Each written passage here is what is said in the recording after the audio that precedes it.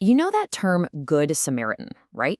We all do. It's our go-to phrase for a kind stranger who helps someone out.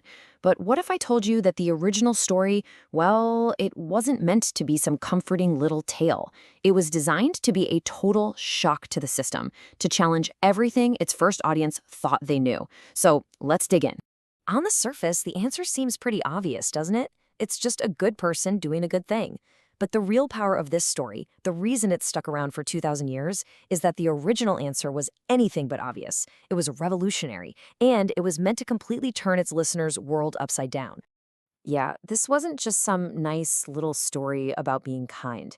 You can think of it more like a cultural grenade. It was deliberately crafted to blow up social norms, to attack prejudice, and to make people question the very definition of who deserves our help. So it all kicks off with his lawyer, a real expert in the rules, who tries to find a loophole. He asks Jesus a question that sounds pretty simple: who is my neighbor?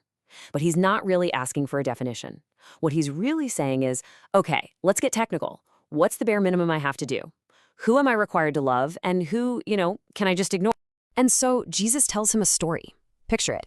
A guy is traveling down a notoriously dangerous road, and he gets ambushed, beaten, robbed, and just left for dead. Then, along comes a priest, a real pillar of the community. He sees the dying man, and he actually crosses to the other side of the road to avoid him.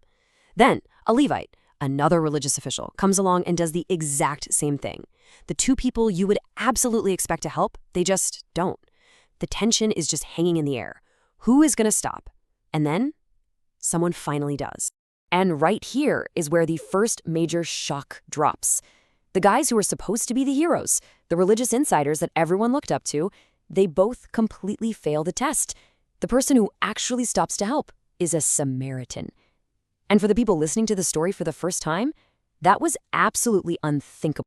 To really feel the punch of this story, you have to get this one thing. In the first century, Samaritans and Jews had this deep, centuries-old hatred for each other. We're talking serious ethnic and religious rivalry. So making the Samaritan the hero of the story would be like casting your nation's most bitter rival as the moral champion in a blockbuster movie today. It was a totally radical and provocative move. But what's really amazing is that this ancient provocative story didn't just stay in the past. It started a ripple effect that has fundamentally shaped our modern world in ways you can still see and touch every single day. I mean, just think about it. The name of this group, who were seen as hated outsiders, is now a global synonym for kindness.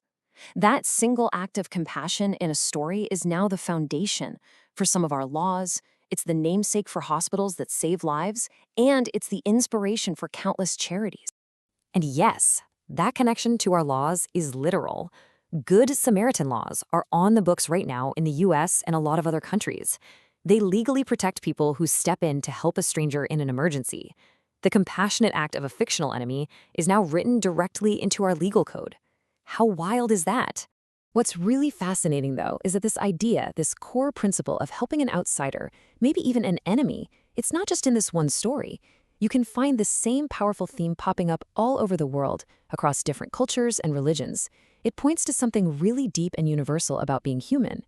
I mean, the parable itself grew out of ancient Jewish scripture, specifically the command in the book of Leviticus to love your neighbor as yourself.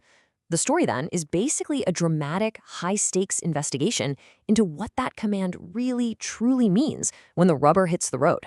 Over in Hinduism, for instance, you've got a very similar spirit in the concept of seva, or selfless service. It's seen as a fundamental duty, part of your dharma, to help any living being that's in trouble, no matter who they are or where they come from.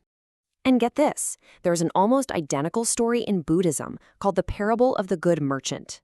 In that story, a merchant finds a stranger who has nothing, stops his whole journey, and uses his own money to take care of him. The details are a little different, but that core action, that selfless compassion for a total stranger, it's the exact same.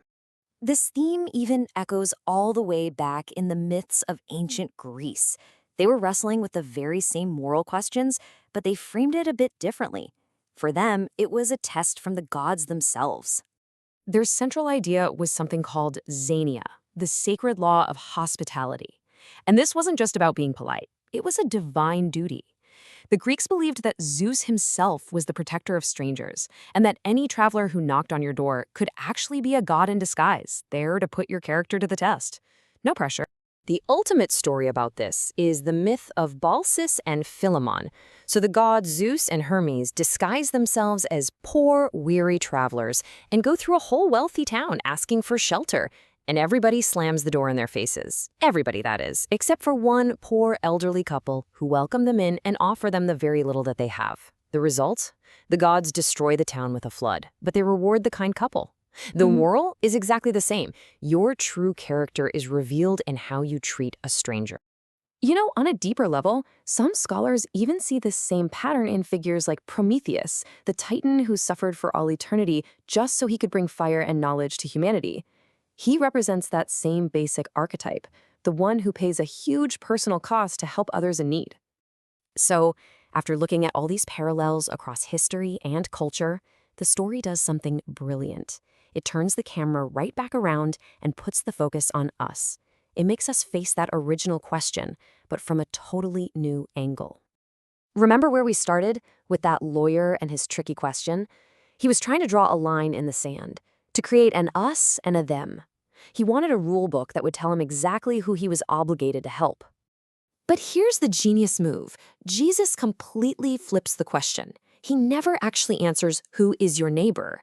Instead, he asks, which of these three proved to be a neighbor? He brilliantly transforms neighbor from a noun, a category of person you have to identify, into a verb, an action. It's not about who they are, it's about what you do. And that right there is the true challenge of this ancient story. It isn't asking us to waste time trying to figure out who is worthy of our help. It's asking a much deeper, much more personal question. When you see someone in need, who will you choose to be?